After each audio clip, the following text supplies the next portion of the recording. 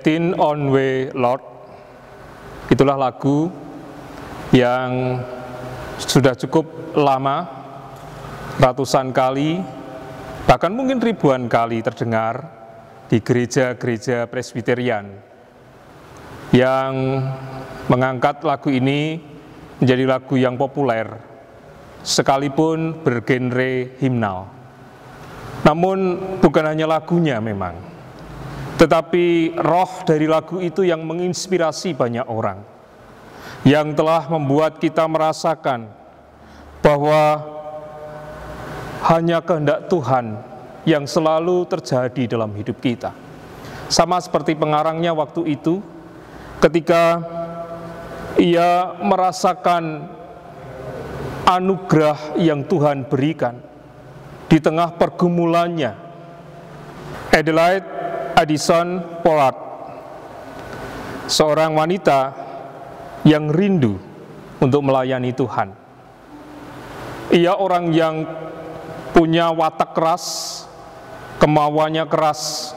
Sejak kecil ia tumbuh, sekalipun keluarganya warga yang baik, tetapi entah kenapa dia menjadi anak yang cukup keras. Bahkan ketika orang tuanya memberi nama dia berbeda, ia sendiri yang menggantikan nama itu. Ketika ia mulai beranjak dewasa, ia mulai tertarik untuk penginjilan. Dan ketika ia mendengar kabar bahwa Afrika membutuhkan jamahan tangan Tuhan,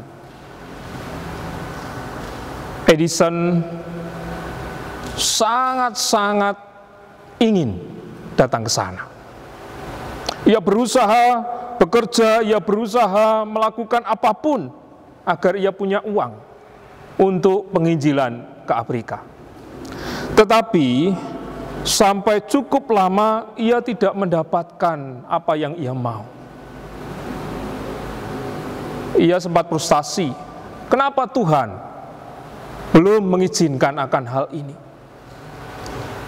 Tapi ketika tiba-tiba waktu dia bersama dengan teman-teman penginjilannya datang ke sebuah kebangunan rohani yang diadakan pada waktu itu, ia mendengar ada seorang wanita yang sudah renta berdoa demikian,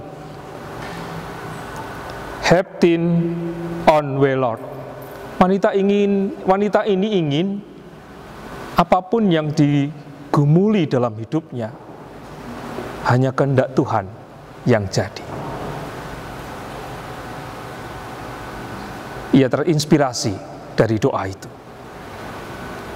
Ia pulang ke rumah, ia berpikir, mungkinkah ini jalan Tuhan?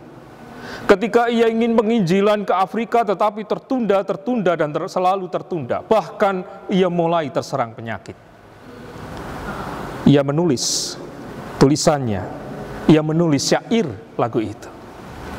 Dan ketika ia menulis, ia ada roh Tuhan yang menggerakkan hatinya, jangan lagi hidup dikuasai oleh kekuatan jasmani, oleh keinginan diri. Satu saat Tuhan akan merubah menurut jalan yang dikehendaki Tuhan. Dan saudara yang dikasihi Tuhan, semuanya itu terjadi setelah, bukan hanya ketika Adelaide menulis Heading on Way Lord, tetapi ketika ia menyerahkan fisiknya, keinginannya, kenakalannya, kekerasan hatinya kepada Tuhan. Ya, diizinkan Tuhan ke Afrika. Walaupun ketika ia penginjilan di sana tidak sampai lama. Ia terserang penyakit, bahkan tertunda di sana juga. Pada waktu itu ada Perang Dunia Pertama. Ia harus tertunda di sana dalam perawatan yang minim. Tapi Tuhan juga mengizinkan dia untuk kembali ke Amerika. Sampai umur ketika ia meninggal pada usia 72 tahun. Ia memahami bagaimana orang yang menyerahkan jalan hidupnya kepada Tuhan. Salah satunya adalah damai di hati. Saudara-saudara yang terkasih di dalam Tuhan, dari Yeremia pasal 18 ayat 3 sampai dengan 4, ketika itu dibuka oleh Adelaide, ia membacanya demikian. Pergilah aku ke rumah tukang periuk, dan kebetulan ia sedang bekerja dengan pelarikan. Apabila bejana yang sedang dibuatnya dari tanah liat di tangannya itu rusak, maka tukang periuk itu mengerjakannya kembali menjadi bejana lain, menurut apa yang baik pada pemandangannya. Sama dengan kita hari ini. Kita berubah, cara hidup kita berubah karena wabah corona. Memang perubahan tidak gampang untuk diterima. Tetapi barangkali ini cara Tuhan. Ketika Tuhan ingin merubah cara pandang kita, cara beragama kita, cara kita melihat sesama kita dengan penderitaan yang sama. Kita harus belajar dari situasi yang berubah. Perubahan memang sulit diterima. Tetapi ketika kita tidak lagi mengandalkan kekuatan sendiri dan menurut belajar pada kehendak Tuhan, tanpa disangka, tanpa dinyana, Tuhan akan menuntun kita seperti apa yang kita inginkan, seperti apa yang kita butuhkan dalam kehidupan kita. Oleh karena itu, saudara yang dikasihi oleh Tuhan, mari bersama-sama kita selalu belajar dalam kondisi apapun di hidup kita. Di situasi kehidupan kita yang sekarang ini, mari kita belajar. Apapun itu, biarlah kehendak Tuhan yang jadi.